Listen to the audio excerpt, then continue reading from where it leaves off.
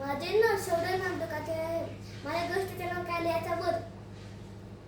कृष्ण लहानाचा हा मोठा गोकुळात झाला. यमुनेचे काठी मित्रांसोबत आपल्या मित्रांसोबत खेळायला त्याला फार आवडायचे. त्याचे सवंगडी या ठिकाणी विठ्ठलानुसार अनेक खेळ खेळत असत.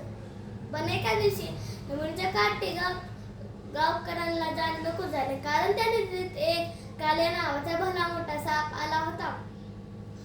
तो आल्यापासून त्याने गावातील लोकांना त्रास देण्यास सुरुवात केली. त्याने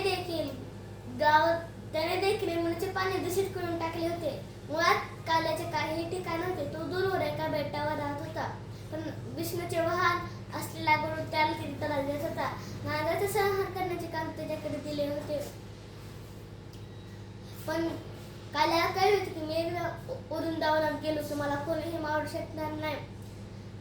म्हणून त्याने त्याचे स्थान निर्माण केले व गावातील लोकांना त्रास देण्यास सुरुवात केली. हे तेव्हा यशोदे मातेला कळले. माताला कळले. त्याने कृष्णाला यमुनेच्या काठी जाण्यात मज्जाव केला. पण काल्याचा वध आता भगवान श्रीकृष्ण करूनच होणार होता. म्हणूनच एका दिवशी आपल्या सवंगड्यांना घेऊन विटीदांडू खेळताना त्याने जोरात विटी मारली. विटी नदीत जाऊन पडली.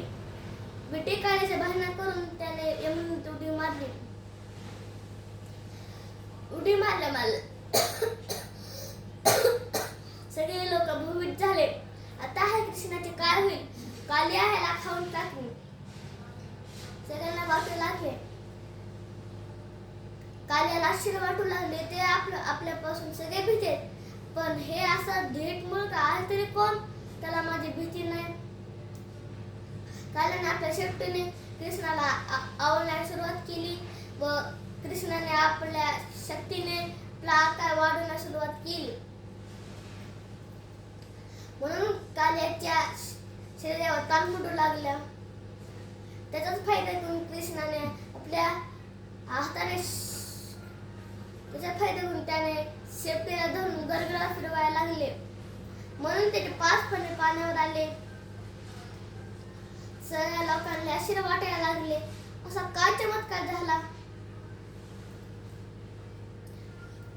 कृष्ण मूळ रूपात वर आले व काल्याच्या डोक्यावर नाचू लागले.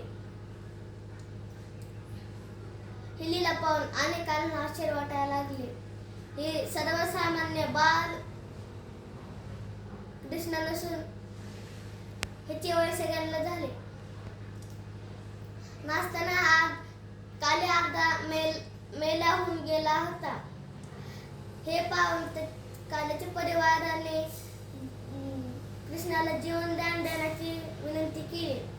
कृष्णाने काल्याला जीवनदान दिले व म्हणाले, यमुना नदी सोडून जा.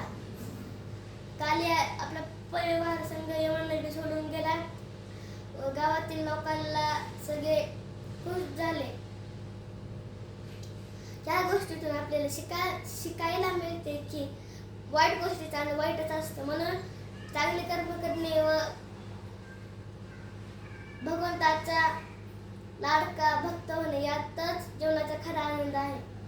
जय योगेश्वर.